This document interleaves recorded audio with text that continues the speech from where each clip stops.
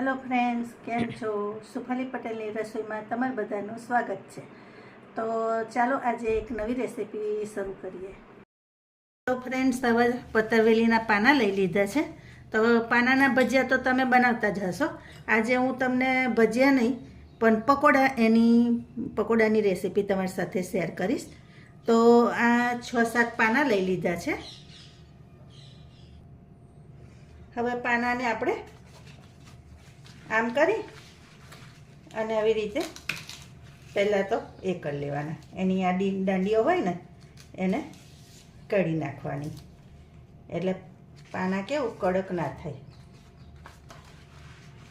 ભજીયા sorry, જો મારી બોલવામાં થોડી ભૂલો થાય છે તો એના માટે પહેલાંથી જ તમને સોરી કહું છું. તો આવી રીતે એના બધા રેસા કાઢી નાખવાના અને પછી એને આપણે આવી રીતે રોલ કરી દેવાનો, અને રોલને આમ કરી દેવાના.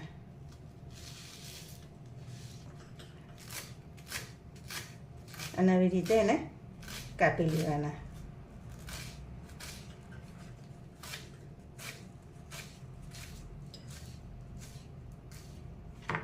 તો જુઓ, આવી રીતે બધા પાના થઈ જવા જોઈએ.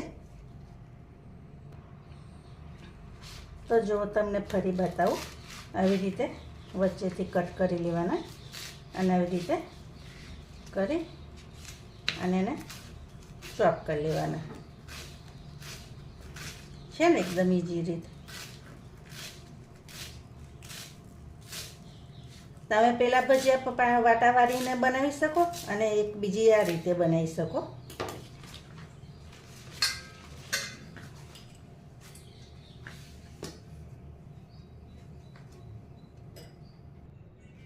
તો પહેલાં હવે આ પાનાને થઈ ગયા છે. હવે એમાં ચણાનો લોટ એડ કરી દેવાનો. ચણાનો લોટ 1 કપ જેટલો અત્યારે એડ કરીશ.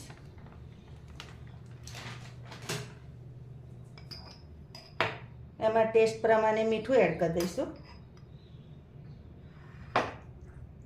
આદુની પેસ્ટ એડ કરી દેવાની. આ લીલા મરચાં છે એ એડ કરી દઈશું. થોડી હળદર એડ કરી દેવાની. ધાણા જીરું છે 1 ચમચી જેટલું એડ કરી દઈશું. હવે એમાં 1 ચમચી ખાંડ એડ કરી દેવાની. ખાંડ ઓપ્શનલ છે. ચટપટો ટેસ્ટ આપવા સંચળ પાવડર એડ કરીશું અને તેલ એડ કરી દેવાનું.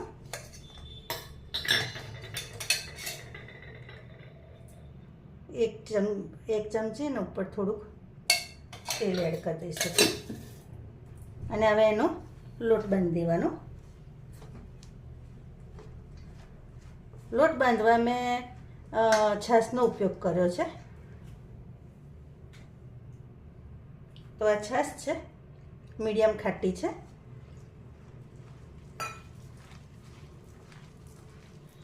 હવે આપણે એટલું યાદ રાખવાનું કે આ પાનામાં લોટ સમાય ને એટલો જ આપણે લોટ એડ કરવાનો.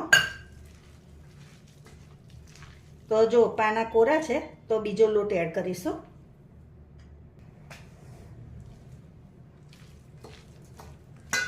તો આ ચણાનો લોટ છે એ થોડોક એડ કરીશ અંદર.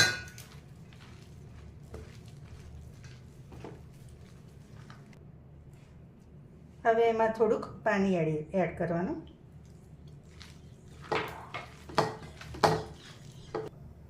હવે આટલો સોડા એડ કરી દેવાનો અને ઉપર થોડુંક પાણી એડ કરી દેવાનું.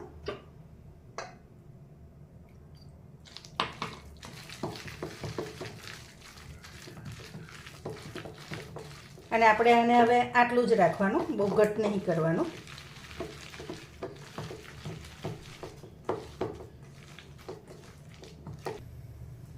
હવે ફ્રેન્ડ્સ, આપણું તેલ થઈ ગયું છે. હવે એમાં આવી રીતે પકોડા તળી લેવાના અને બહુ આમ ભેગા નહીં કરવાના. આવી રીતે છૂટા જ રાખવાના.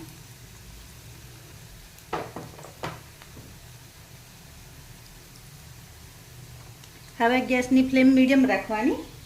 અંદર એડ કરી દઈએ ને પકોડા પછી.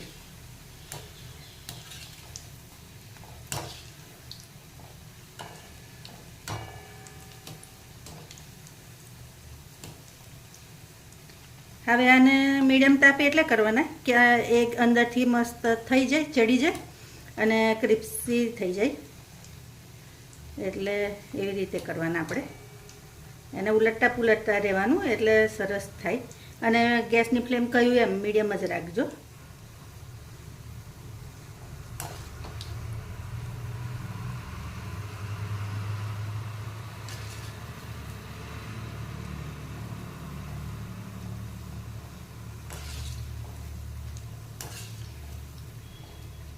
અને આ ભજીયા છે ને તો ખાટા મીઠા જ સરસ લાગે. એટલે તમારે એને ચટપટી ટેસ્ટ આપવા લીંબુ ને ગળપણ બંને એડ કરવાનું તો સરસ થશે. તમે જો કોઈ વાર આવી રીતે ભજીયા બનાવ્યા હોય ને તો મને પણ કહેજો કે કેવી રીતે બનાવ્યા હતા. રેસીપી શેર કરજો. આ વિડીયો બનાવવાનું કારણ જ એ કે એકબીજાની રેસીપી શીખાય, જાણવા મળે. બરાબર ને? તો જુઓ છે ને કેવા સરસ દેખાય છે. હવે બીજા એવી રીતે એડ કરી દઈએ આપણે. આમાં તમે ખૈરામાં છે ને હિંગ પણ એડ કરી શકો. તમને હિંગની ફ્લેવર ગમતી હોય ને તો. અને ગરમ મસાલા તેજાના જે આપણે કહીએ ને તજ લવિંગ મરી એને પણ વાટીને અંદર એડ કરી શકાય.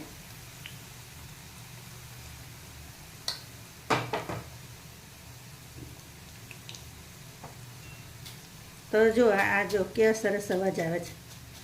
જો થાય પણ સરસ એકદમ ક્રિસ્પી ને.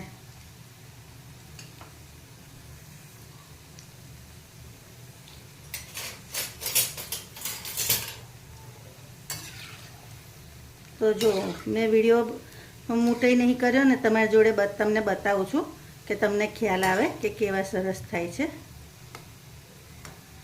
અને વિડીયો છે ને ફ્રેન્ડ્સ તમારે પૂરો જોવાનો. તમે અડધો વિડીયો જોશો ને તો તમને ઘણી ટિપ્સ એન્ડ ટ્રિક્સ આપતા હોય ને તો ખ્યાલ ના આવે. સ્કીપ કરીને જુઓ ને તો.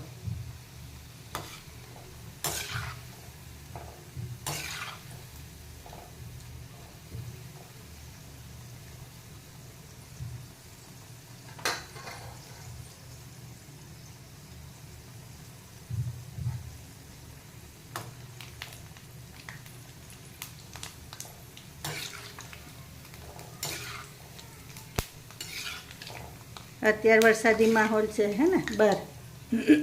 તમારે ત્યાં વરસાદ પડે છે? જણાવજો.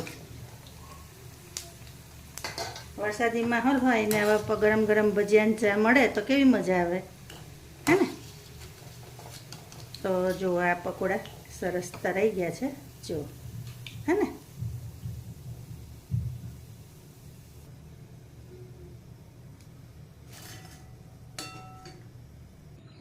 તો ચાલો ફ્રેન્ડ્સ ગરમા ગરમ ભજીયા તૈયાર છે આપણા. જોડે ડુંગળી છે અને મરચાં છે. ગરમ ગરમ ભજીયા. અને જો બહુ જ સરસ ભજીયા થયા છે. ટેસ્ટમાં પણ બહુ જ સરસ થાય છે. તો તમે એકવાર ચોક્કસથી આ ટ્રાય કરજો. અને અંદરથી પણ જુઓ આ ટાઈપના થશે. મને તો જોઈને જ ખાવાનું મન થાય છે. તમને થાય છે એ કહેજો. બરાબર? અને તમે પણ આ રીતે એકવાર ચોક્કસથી ટ્રાય કરજો. નવી રેસીપી સાથે ફરી મળીશું. Thank you.